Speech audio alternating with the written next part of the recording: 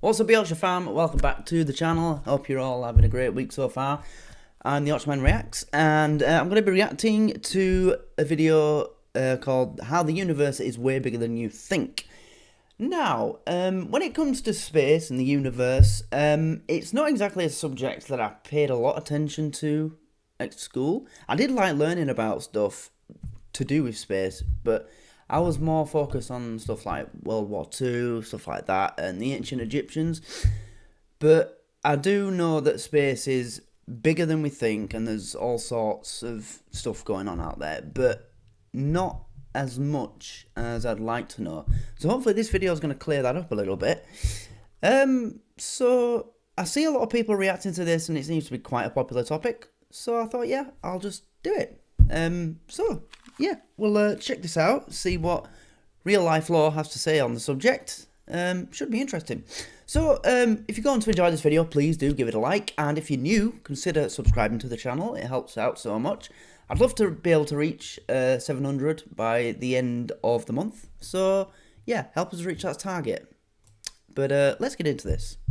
This is Earth. You live here on this planet somewhere, and everything that you've ever known is located right here. But just how small exactly is Earth when compared to the scale of the entire universe? Let's start by zooming out to where we can see our nearest cosmic neighbor, the Moon. You may think that the Moon is very close to Earth since it dominates our night skies, but in reality the Moon isn't this close to our planet, it's actually about this far away. 384,400 kilometers away from you right now on average. You could fit 30 entire Earths in between this distance, and if you somehow were able to drive a car at a constant 100 kilometers per hour speed, it would take you about 160 days to drive the entire distance. Wow. Despite this incredible distance, however, 12 humans have actually set foot here, representing the furthest away that any individual human has ever been away from the Earth, and one of humanity's greatest achievements.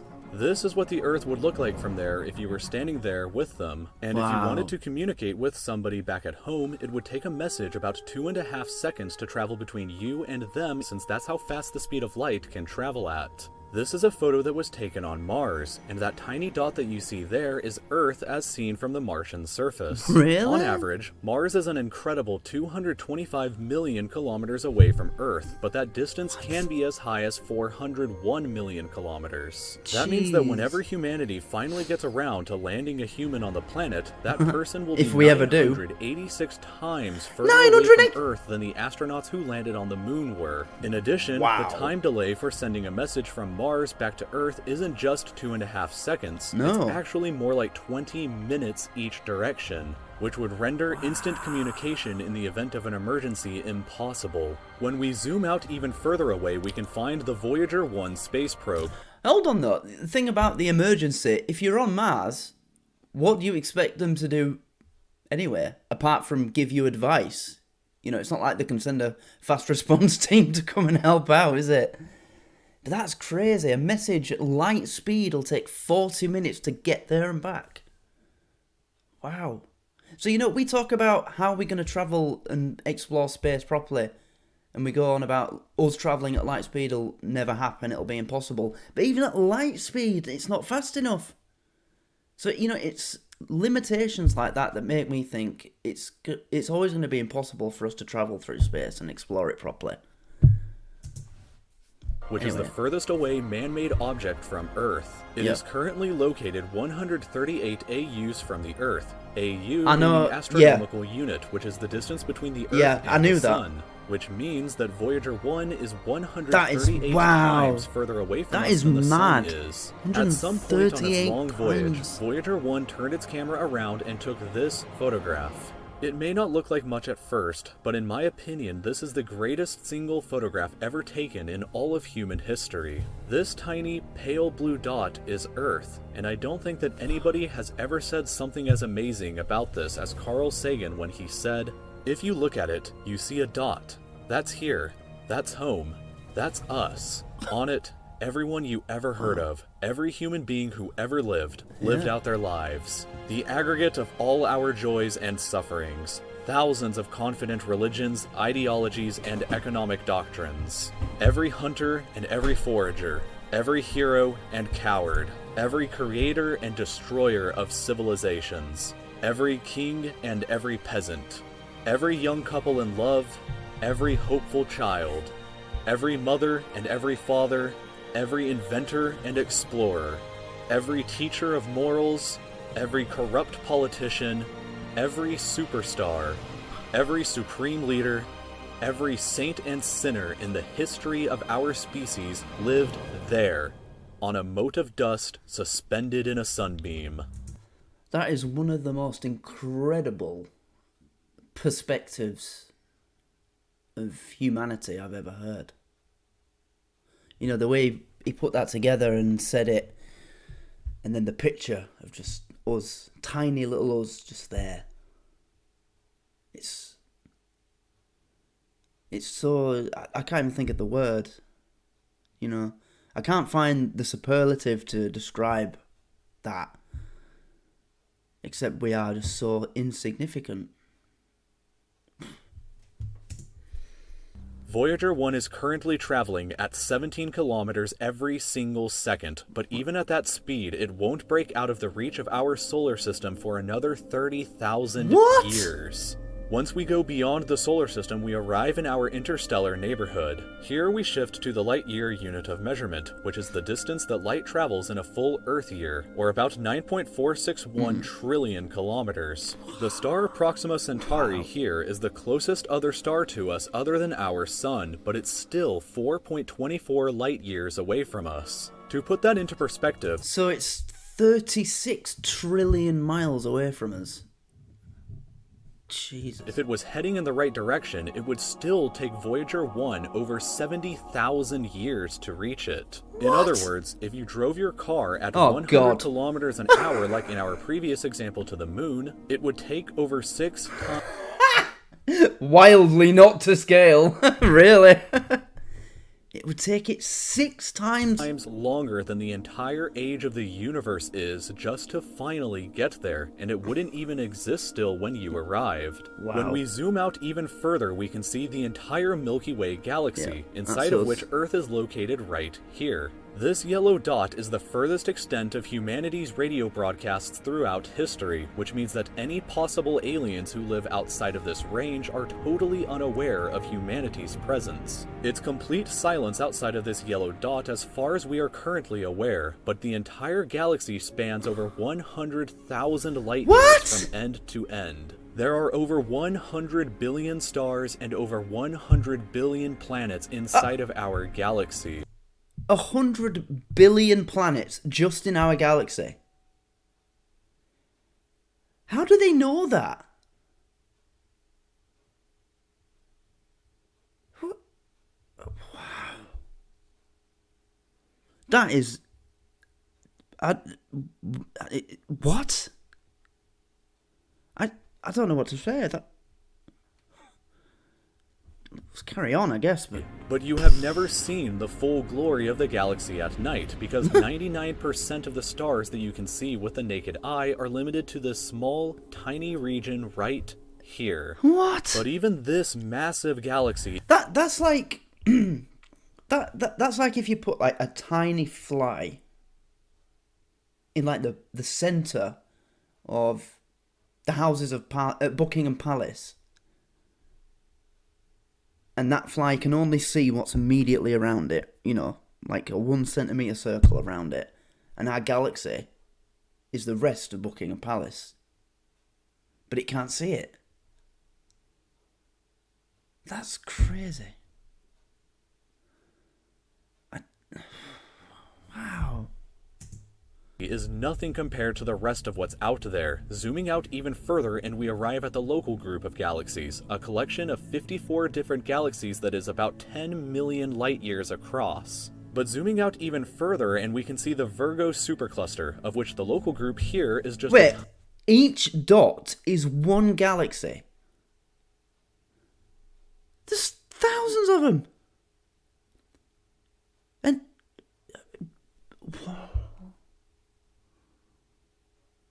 Do you know, very rarely am I speechless when I react to something. I've always got something to say. But right now, I do not know what to say.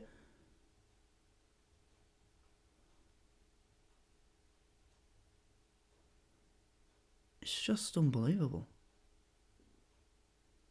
But seriously, how do they know about all this? You know, they said the thing about the radio signals and...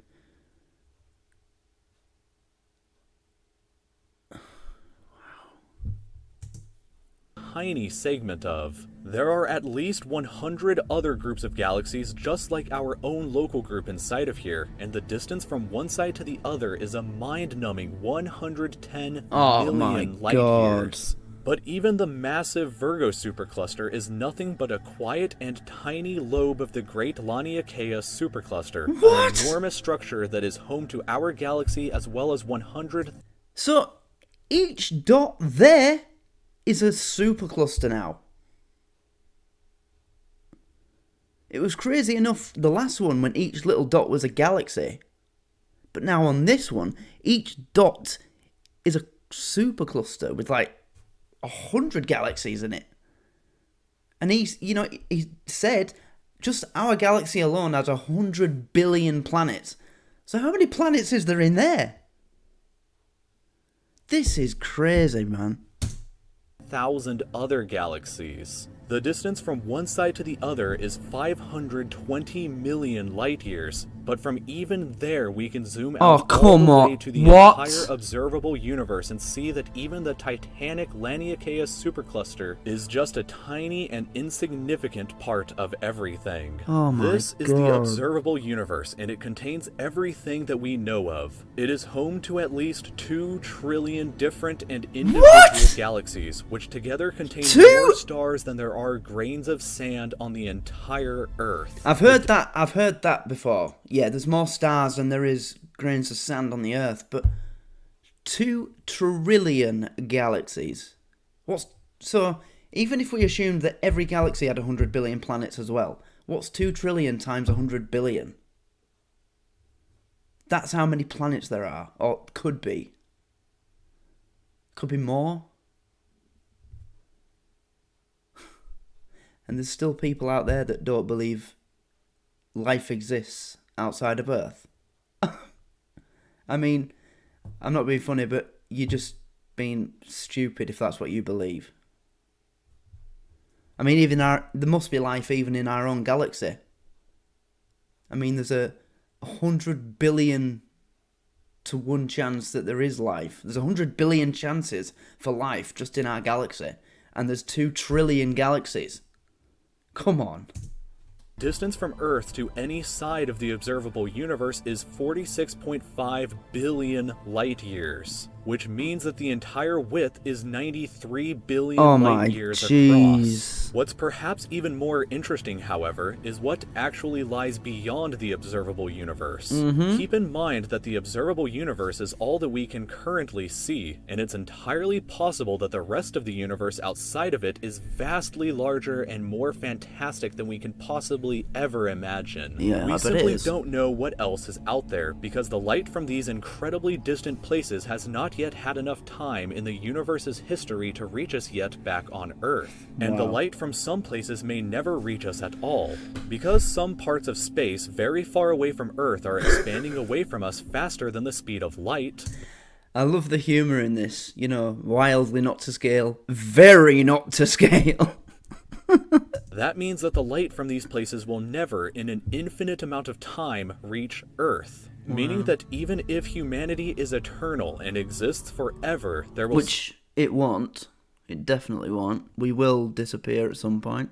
Still be an unknown number of places in the universe that we will never know about or ever see. So, it is very likely that as unbelievably enormous as it seems, the observable universe is just a tiny slice of what we can currently see of the entire universe. According to the theory of cosmic inflation that was proposed by Dr. Alan Guth, if it is assumed that cosmic inflation began at 10 to the negative 37th of a second after the Big Bang, and with the assumption that the size of the universe before inflation began was equal to its age times the speed of light, then this would seem to suggest that at the present day, the entire universe is 150 sextillion times larger than the observable universe. That number for reference looks like this, with this many zeros. Let this number sink in for just a moment.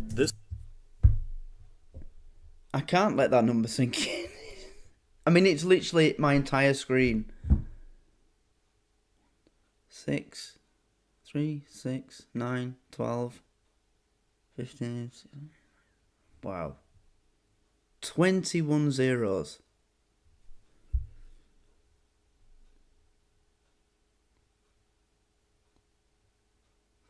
Wow. I don't know what to say. I'm speechless.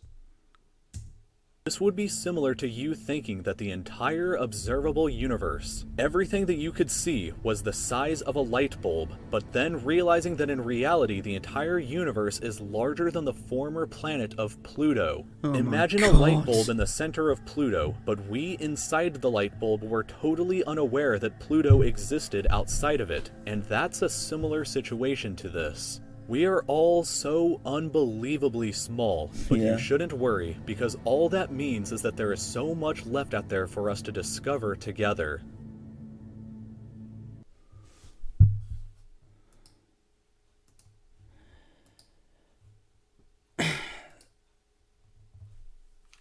Well, wow. That is absolutely crazy. But you know, it's funny when we talk about how there's things that we'll never discover, never see. There's places on Earth that we haven't even seen or been to yet. Seriously, there is. There's places we've never been to, we've never seen, we've never touched or studied or whatever. I mean, it just shows you how useless we are as a species at covering distance and discovering things in the grand scheme of things. I mean, yeah, we've discovered a lot of incredible things. I mean, the fact that if you get an infection, there's just this tablet that you can take and you survive it. 1,000 years ago, that was unthinkable. So yeah, we've discovered a lot of things, a lot of important stuff, but when you put it in this kind of scale, it's meaningless. You know? And you just think, how are we ever going to discover even a 0.0000000000001% of space, even at light speed? If we ever work out a way to travel at light speed, we'll be lucky to would discover that amount of the actual scale of the universe. What a video. Wow. I'm going to end it there before my head explodes. But wow, that was absolutely incredible. What a video. So, yeah, I really wanted to do this, and I'm glad I did it. It's just mind-blowing. Anyway, I hope you enjoyed this. If you did, please do give it a like. If you are new to the channel, consider subscribing. We need as many subscribers as we can get before the end of the year. We're going to be doing a lot of great content. As we go into the new year, the film reactions will be starting as well. Now that I'm learning how to use Filmora 11, so I'll be able to edit them and put the shortened versions on YouTube, and you know, the normal versions on Patreon, etc. So yeah, the channel is going to start going to new places now, and content like this is a start. I mean, I've been mainly doing a 3 Scottish comedy series, Still Game, Chewing the Fat, Bernstone. So I'm trying to expand with content like this. So yeah, subscribe, because you're going to be joining just at the right time when a more broad collection of stuff starts getting done. But that's going to conclude today's reaction. So I hope you enjoyed it. Once again, if you did, please do give it a like, subscribe to the channel if you are new, comment down below any suggestions, thoughts, etc. Thanks for watching. I hope you're all having a great week, and I hope to see you in the next one. But until then, I am the Archman Reacts, and that is all. So, thanks. Take care, and much love to all of you. Thanks. Goodbye.